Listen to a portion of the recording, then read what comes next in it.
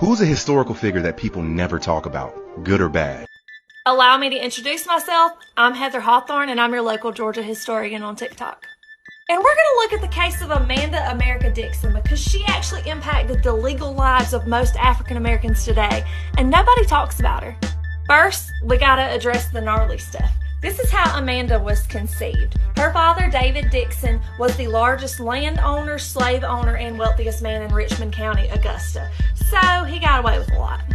And when he was in his late 20s, he took one of his mother's slave girls, Julia, at 13 years old and impregnated her with Amanda.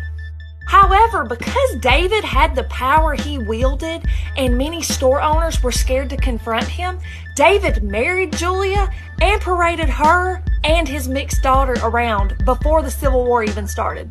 Julia, a black woman, an enslaved black woman prior to the Civil War, actually ran the books for the Dixon plantation.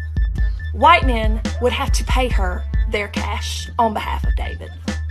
Again, terrible dude, not justifying it. This is a 1 in a million story, so don't go say, well, this is an example that slavery wasn't that bad. No.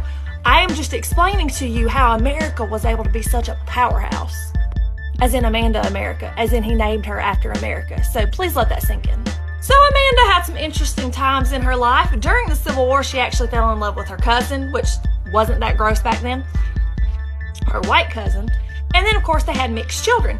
David actually made sure that her 2 mixed sons were taken to Louisiana and declared legally white so that they would have full privilege of the law and his wealth. Now let's get to the court case. When David finally died a little after the Civil War, of course, Julia couldn't claim anything, even though she was his wife. Amanda claimed it.